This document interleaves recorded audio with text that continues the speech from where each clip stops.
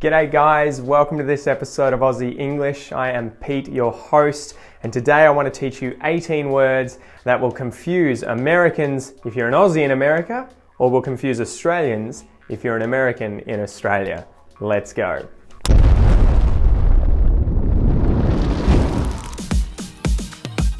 Number one is Barbie, right? A Barbie. I wonder if you guys know this word. So if in Australia you said to someone, I would love to have a Barbie, they're going to think you want to have a barbecue. Now that could be the implement or the machine itself. I guess it's not really a machine. The device, that's what I'm thinking. The device, we're going to think device, barbecue device in Australia. But in America, if you said, I want a Barbie, they're going to think you're talking about that little doll that children play with. Although, to be honest, in Australia, we still call those Barbies as well. Number two, and this is a good one, although in Australia, there are dozens of words, I would say, for this thing. Bathers. Bathers. If you said to someone in Australia, mate, have you seen my bathers? Have you seen my bathers? They're going to think swimsuit, right? It could be a woman's bikini, it could be a one piece, it could be a man's Speedos or budgie smugglers. Just take it easy, Tony Abbott. In America, bathers would refer to the people bathing. So they would refer to it as, I don't even know, I guess they would say swimsuit, right? Or Speedo. And then when they put that on and jump in the water, they are now bathers. Although we would say in Australia, the bathers are wearing bathers. Number three, guys, billy. Billy. In Australia, billy is what you use when camping to heat up water. A billy, right? And some people may also refer to a bong, right? People who smoke bongs will also refer to that as a billy sometimes too. In America, they use this as a name for someone usually called William, which can be shortened to Bill or Billy. Billy. Number four, blue. Blue. Blue. In America, this is blue. In Australia, this is also blue. However, in Australia, you can have a blue with someone, which is to say you can have a fight with a person. So me and my missus, we had a bit of a blue the other day, but it's okay, we kissed and made up. We're on good terms now, but we had a bit of a blue. We'll also use the expression to come out of the blue, which is referring to the sky, meaning to come out of nowhere. Whoa, dude, you came out of the blue. I didn't even see you there. Blue. Number five, cactus. Cactus. Now, if I told you guys, I went to the gym, I worked out really hard, but now I'm cactus, what would you think I meant? Maybe I was driving my car home from the gym, it broke down, and now the car is cactus. Cactus can mean tired. I'm cactus. Oof, I'm wrecked. I'm so tired, I'm cactus. But it can also mean broken or not working. The car broke down and it's cactus. However, in America, this will only refer to the plant, a cactus that you will find in the desert, right? So the cactus over there is cactus. Number six, guys. Number six, chewy. Chewy. In Australia, if you say to someone, mate, have you got any chewy? I really want to eat some chewy. You're talking about chewing gum. Chewing gum. Have you got any chewy? You'll see that in Australian English a lot. Barbie, right? We put I-E or Y on the ends of words. Chewy. Whereas in America, Chewie refers to a certain character from Star Wars. Chewie, right? Chewie, Chewbacca. Number seven, guys. Doodle. Doodle. Now, this might get you in a bit of a bind in Australia. This might make you get a bit embarrassed if you come here and say, I'd love to do a bit of a doodle. Although we would know what you meant, doodle is quite often used by young people in Australia, especially little kids, to refer to their penis, okay? Their doodle, right? Doodle. Whereas in America, doodle, to do a doodle, or to have a doodle, or to doodle, is to draw, right? To draw something small and just play around with a blank piece of paper, then just doodle around. Doodle. Number eight, guys, hottie, or hottie, if you want to say it like an Aussie. Use that T flap. Hottie. Hottie.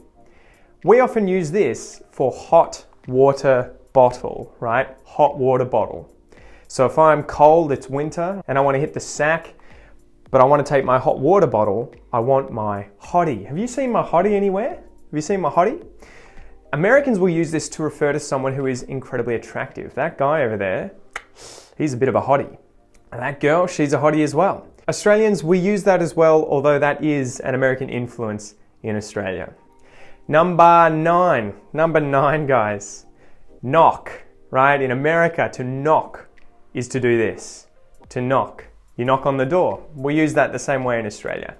But if you knock something, although that could mean that, you've bumped into it, in Australia, it means to put something down, to say that something is horrible. Like, hopefully you guys won't knock this video. Hopefully you don't think this video is horrible. Hopefully you won't knock it in the comments down below. To knock something, to pay it out, to make fun of it, to say it's horrible, to knock it. All right, guys, number 10, mate. Mate. Now, most people will know what mate means. I've got a mate, and his name is Billy. I'll see you later, mate. This is what we use to either refer to someone who is a friend, or as a pronoun to say friend, buddy, mate. In America, this will mainly be used, as far as I'm aware, to talk about reproduction. To animals that have sex, they mate, right? They may mate for life, they may just mate one time. Mate. Number 11, oldies. The oldies. Now, in Australia, if I talk about my oldies, I'm talking about my folks. I'm talking about my parents. Have you met my oldies? Oldies. Whereas in America, if I were to say that, it would mean the old music, right? Have you guys heard those oldies from the 70s or the 80s? Are you a fan of the oldies? Do you like that kind of music? I love the oldies. Number 12, now this will come as an obvious one. Oz. Oz. And Americans always say this incorrectly. They always say Aussie and not Aussie, okay? Aussie. Aussie or Oz. If you are from the land of Oz, you are from Australia. In American English, they think of The Wizard of Oz, the film. The Wizard of Oz, that's the film with Dorothy. She clicks her heels together. She gets lost in the tornado. I think she's got a dog called Toto. That's Oz. In Australia, Oz is Australia, okay? Number 13, rage. Rage. If something is all the rage, it's amazing. It's awesome. This new band is all the rage. We may also use this verb to mean that we're going to go party. We're going to go to this band and we're going to rage. But we will also use this to mean to get incredibly angry. So this guy, I raged at him. I lost my cool, I got really angry, and I raged at this guy. However, in America, rage is just the emotion. Frustration, anger. Oh, rage. Number 14.